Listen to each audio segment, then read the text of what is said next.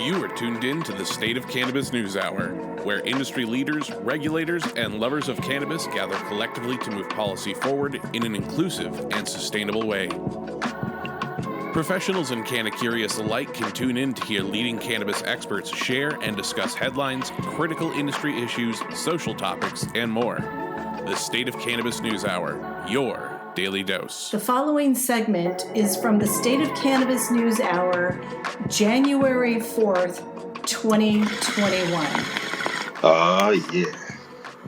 So up next, this Long Beach-based cannabis and intellectual property attorney is the head honcho of Fruits Labs, and you can probably find him in the background of your favorite Entourage episodes. Up next, it's Brandon Dorsky. What you got for us this morning, my man? Thanks for having me. Today, my headline comes from Marijuana Moment. It's incoming Virginia governor won't overturn legal marijuana possession, but cast doubt on sales. Just like the state's road maintenance crews can't seem to get their act together, it sounds like the incoming Republican regime is intentionally going to drag its feet and making sure the citizens of Virginia get the cannabis they need.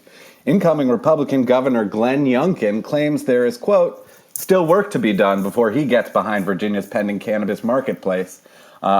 Advocates have already expressed fear that this Republican will interfere with the implementation of the cannabis legalization laws passed by Democrats because Youngkin's virtue signaling is really hard to ignore. He has made each of the following statements with respect to cannabis legalization. Quote, I'm not against it, but there's a lot of work to be done.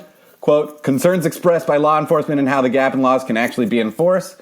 There's a real need to make sure that we aren't promoting an anti-competitive industry. Another quote, there are preferences to make sure that all participants in the industry are qualified to do the industry well. Another one, all for opportunities for minority-owned businesses, women-owned businesses, and military-owned businesses. But we will also have to make sure that they have the capabilities to compete and thrive in the industry. So I think there's work to be done. All of that will be on the table. Again, I don't look to overturn the bill, but I think we need to make sure that it works.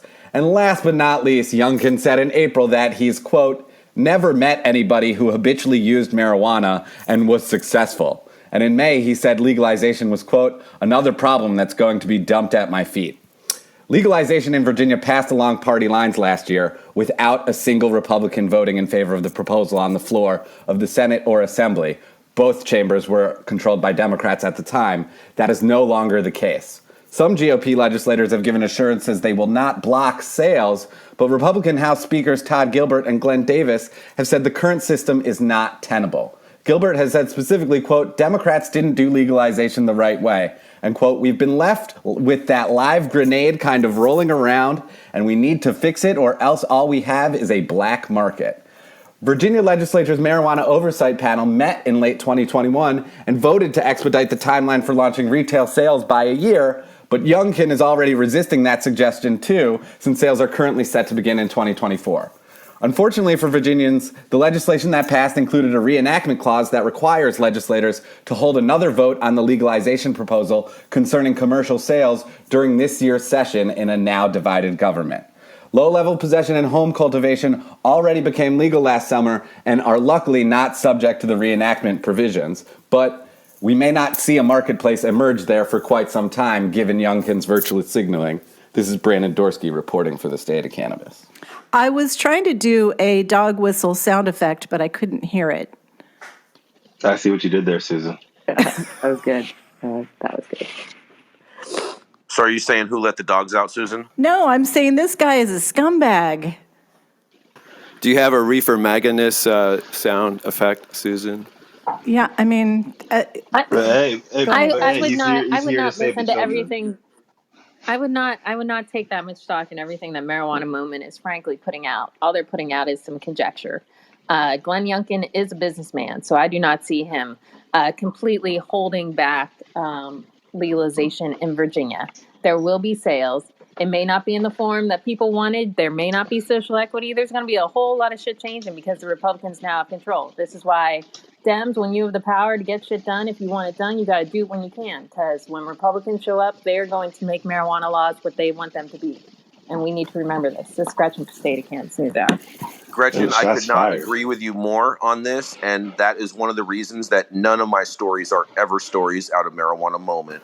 I thought it was interesting that Youngkin's quotes about and comments about equity include military-owned businesses, and he is lumping those in with the other traditional equity applicants, which I have not really seen in many other states, if any. Who is winning votes? Like, who is he getting with these quotes? I mean, these quotes seem extremely offensive to me. I mean, being from Virginia, like it just is what it is. Like a lot of people over the last, I'd say, like 10 years or so, you see Virginia as a purple state or whatever. Nah, man, that shit's fucking racist as fuck. It's South as fuck. The majority of the Confederate battles are fought in fucking Virginia. It was the capital of the Confederacy. It's the most northern southern state. Virginia is a very the capital of the fucking state. Confederacy. It's very conservative, period.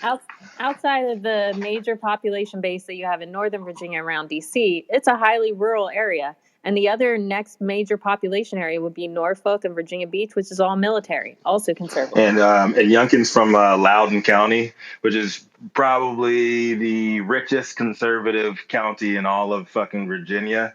And they hired him because he was anti-CRT and he was all about, saving the children. So, well, if he's from Loudoun County, then he's going to ultimately be a cannabis supporter. It's not. It's he's not trash, dude. It's not that. It's how he's going to do it. I mean, those statements were blatantly racist. Welcome to Virginia. Offensive. Yeah.